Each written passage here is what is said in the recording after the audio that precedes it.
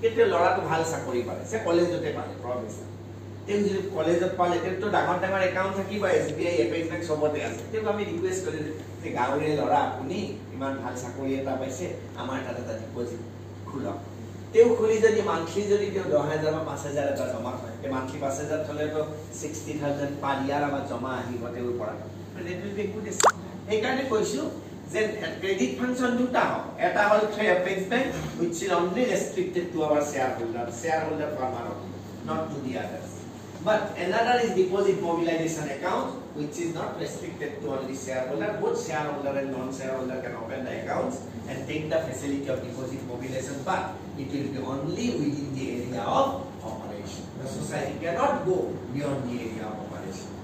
so এইটো হল credit function এটা non credit function বুলি কলে সোসাইটি বিভিন্ন হ'ব পাৰে যে ইনপুট সাপ্লাই তেও ট্যাক্স লব পাৰে পাৱাৰ টিলাৰ লব পাৰে পাৱাৰ পাম্প কিনিব পাৰে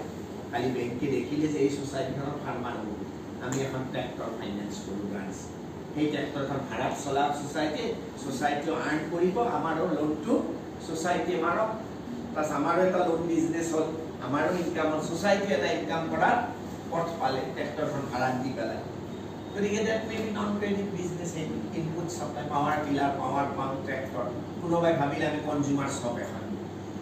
they can go for consumers এটা হেকারে পেট্রোল পাম্প বিজনেস দিছে দেলক LPG বিজনেস দিছে জেনেরিক মেডিসিন দিছে মানে CSC সেন্টার দিছে এবিলাক সব নন ক্রেডিট বিজনেস মানে ক্রেডিট নন ক্রেডিট বিজনেস মানে they can go for both credit and non credit business মানে এই বস্তুখিনি being branch manager so it is also your duty to motivate them in properly যে আপনারা control EDS two করি আছে that is your service we will do that we have no right to stop it because government has given power but this is our kind request please আপনারা প্রত্যেকখন GPS সাউন্ডৰ 2 lakh টকা এটা হলেও credit function তো আৰম্ভ কৰা ভাল বৰুৱাৰ একদম 5 জন ভাল ফাৰ্মাৰ আমি সিলেকশন কৰি এই ফাৰ্মাৰ 5 জনকে দিম রিকভারি টু সাউ কিমান at least 90% বা 95% রিকভারি হৈছে next year we will go for 10 months another প্রত্যেকখন GPS এর যদি ক্রেডিট বিজনেস অলপ টকা হলে যদি আরম্ভ হৈ যায় it will be a good starting for the cooperative খালি অন্তত আমি সরকারে যদি বুঝে যে ক্রেডিট ফাংশন কিমান সোসাইটিয়ে cooperative short term credit function কৰি আছে যাতে আমি এটা দেখাব পাৰো ভাল এটা মানে বিং দা ব্রাঞ্চ ম্যানেজার ইউ আপুনি যদি ইন্ডিভিজুয়াল মানুহ এজনক লোন দিছে সেই লোনটো ঘূৰি আহিছে এটো সব বেংকে কৰি আছে এটো সব বেংকে কৰে এজন কলেজৰ টিচাৰ বা একজন স্কুল টিচাৰ বা একজন গভৰ্ণমেণ্ট অফিচাৰ বা ইঞ্জিনিয়াৰ বা কোনোবাই কাৰোবাক আপুনি লোন দিছে তেওঁ লোনটো দৰমহাৰ পৰা অটোমেটিক্যালি ইএমআই দ্বাৰা আমি কালেকশন কৰি আছে লোনটো দিব পৰাটো ক্ৰেডিট কিন্তু সেইটো ইমান ক্ৰেডিট এজন যদি ফাৰ্মাৰক আপুনি 10 লাখ 20 লাখ লোন দিয়া নাই দিছে 2 লাখ এই 2 লাখটো দি যদি আপুনি 2 লাখ টকা ৰিটাৰ্ণ কৰি আনিব পাৰিছে with interest that is your more credit than these all loan আৰু এই লোনটো সবে কৰি আছে কি কিন্তু ফাৰ্মাৰক ধুনিয়াকে লোন দি ফাৰ্মাৰৰ দ্বাৰা ধুনিয়াকে লোনটো ৰিকভাৰি কৰি আনাটো that is one of the most important point for all of our cooperative societies and officers banking officers also এইটো এপেক্স বেংকে কালি যদি প্ৰত্যেক বাগান 60টা ব্ৰাঞ্চে যদি অন্তত এভাৰেজ 4 জন 5 জন গৈ ফাৰ্মাৰক যদি আমি দিব পাৰো 5 into 67 কিমান ফাৰ্মাৰে চাবছো কিমান লোন ডিসবার্স হৈ যাব কিন্তু অকল মই খালি কথাটো কি কৈছো লোনটো দিলে নহব কন্ট্ৰে লোনটো ৰিকভাৰি কাৰণে while the borrower's list will be submitted then before disbursing the loan you should give a talk with the executive and BOD আপনি কবা যে BOD মিটিং হলত মোক মাতিলো আপুনি তাৰ ব্ৰাঞ্চ ম্যানেজাৰে নিজে যাব নোৱাৰিলে at least 10 মিনিটৰ কাৰণে হলে কোনোবা এজন পঠাই দিয়ক এই কথাটো কনভে কৰি দিয়ক জাস্ট যে you all are equally responsible along with me to recover the loan kindly take care of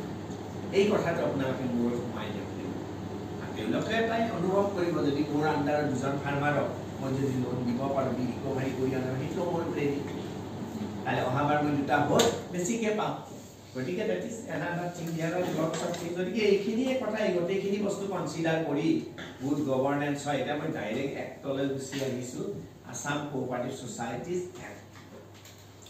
দা আপোনালোকে জানে আন্ডাৰ আসাম কোঅপাৰেটিভ সোসাইটিজ এৰ আগতে আছিল আমাৰ 1949 কালি মই কৈছো যে গতে অল ওভাৰ ইন্ডিয়া আমাৰ প্ৰথম একটা আছিল কি agricultural credit cooperative societies act 1904 agricultural credit cooperative societies act 1902 তাৰপিছত সেই এক্ট মতে কি আছিল অকল কৃষি ঋণদান সমবায় সমিতিহে ৰেজিষ্টাৰ হ'ব পাৰিব কিন্তু ষ্টেট লেভেলে হোক ডিস্ট্ৰিক্ট লেভেলে হোক প্ৰাইমাৰী লেভেলে হোক তাত বাহিৰে বেলেগ সোসাইটি ক্যানট বি ৰেজিষ্টাৰ সেইকাৰণে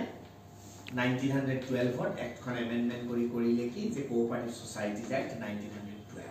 and under this act any type of societies whether credit non credit agriculture non agriculture can be registered এটা হ্যান্ডলুম আহিল ফিশারি আহিল সব সোসাইটি কৰিব পৰা ৰেজিষ্ট্ৰেচন হেতু আহিল একটা মান কোঅপাৰেটিভ সোসাইটিজ এক্ট 1912 তাৰ পিছত আপ টু বিফোৰ 25 গোটেই এই এক্টখন এখনে এক্ট আছিল অল ওভাৰ ইন্ডিয়া যিখন আমি বৰ্তমান multi state cooperative societies act বুলি কৈছো সেইখন এক মতে গোটেই ইন্ডিয়া